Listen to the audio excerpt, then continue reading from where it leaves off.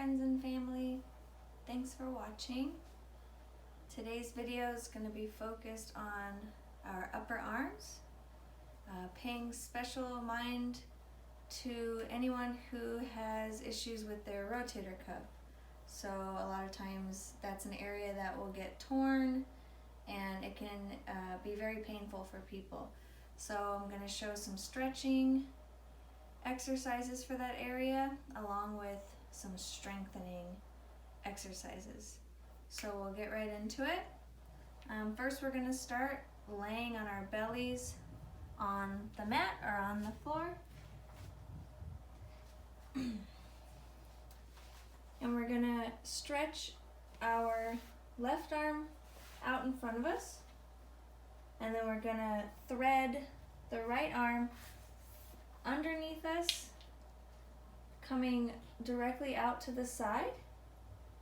And we're making sure not to tip over here. We're keeping ourselves flat to the ground.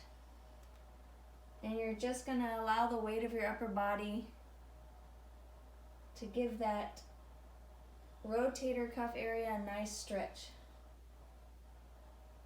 So taking some breaths here.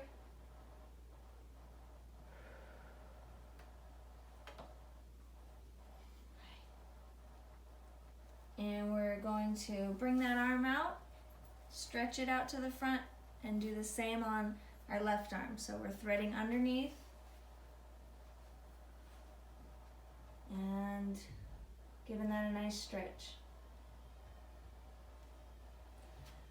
So once you feel good, you can do that 2 or 3 times each side to get things loosened up. We're going to go ahead and cross both of our arms in front of us. You can start whatever arm on top you want. I've got my right arm facing forward. Same thing, you're trying to get them directly out to the sides here. And just letting your weight drop, always keeping our heads facing forward in these poses. I know you gotta look at the screen, but maybe you can have the screen in front of you. And then we're gonna change the cross of our arms and do the same here. Some long, deep breaths. I recommend holding those for at least 3-4 big, long inhales and exhalations, and doing it about 2 or 3 times each side. That'll help loosen things up. It feels real good even when you don't have issues with your rotator cuffs. It's really nice upper arm stretching if you're working on building muscle there. So this next pose, I don't want to say it requires blocks because you really can be creative when it comes to yoga. Even a step, if you can get up on just one step, something that's about the height of a yoga block. But if you have yoga blocks, what we're going to do is set them long-wise, about shoulder distance apart. You're going to measure here. We're going to be up on our knees with our toes tucked. You can put a blanket here. You can just be on the carpet, whatever's most comfortable in this pose for you.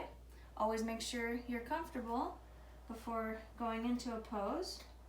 So if people have knee issues, things like that, you just have to be mindful and do what's best for you.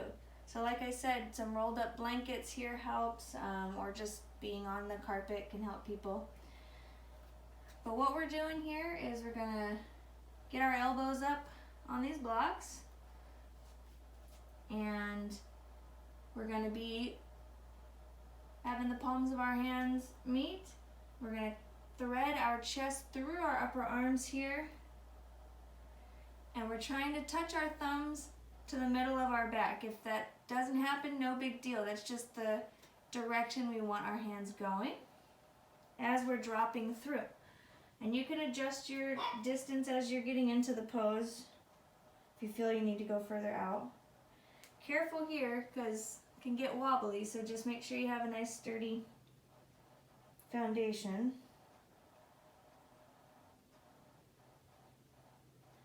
You can just hold here. I like to play with lifting my head up dropping it down. Sometimes I'll come up and just take a break, come back down 2 or 3 times. It really does wake and loosen things up. So those are all good for stretching and opening the fibers of our rotator cuffs. Now I'm going to show you last pose, which is good for strengthening. And issues with our rotator cuffs or not, this is great for just building upper arm strength, which who doesn't want more of that? So yoga belt is definitely probably the best thing that we can use with this pose, but again, you can be creative. If you can use a regular belt can sometimes be difficult if it's not the right material, but we're basically just looking for something that isn't going to move for us. So you can be creative. You also don't need a belt with this pose. The belt just makes it a lot easier. So you want to make sure your belt is above your elbows here, your upper arms, and you want to make sure it's tight enough so that your arms are shoulder distance apart. So I'm going to tighten this just a little bit. That looks about right. You can also adjust it if you need to later. But what we're doing here, if you do have an issue with torn rotator cuff, I suggest being down on your knees at first when trying this pose. It helps take some of the strain off. So you can test it out on your own body. Sometimes that's just easier in general for people. So I'll show you the different versions here. We're going to come into tabletop, so just hands and knees. We're going to spread the palms of our hands out, get a nice firm grip on the ground. You always want to make sure your index finger is pointing directly forward when you're in any pose that has your hands on the ground, for the most part. And we're going to come up into plank. So up on our toes, making sure we're not too far in either direction. We're coming right in the middle. And this is Chaturanga, so we're going to start bending our elbows back, forming a 90-degree angle, and the strap helps us rest here and allows us to really feel this Chaturanga pose out. Again, being on our knees makes it a lot easier.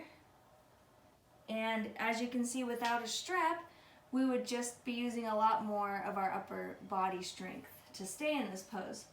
So the idea is that we're holding it, and that's going to build that strength up in our upper arms. So we come down.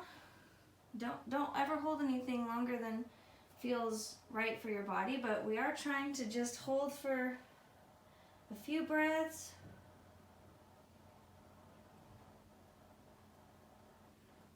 Lift yourself up. You can rest however you want. Hero pose is always a good resting pose, where we're down. And then try it again. If you're feeling like, it feels great, you can do it. It's easier than you thought. Come up on your toes and try it again. Down.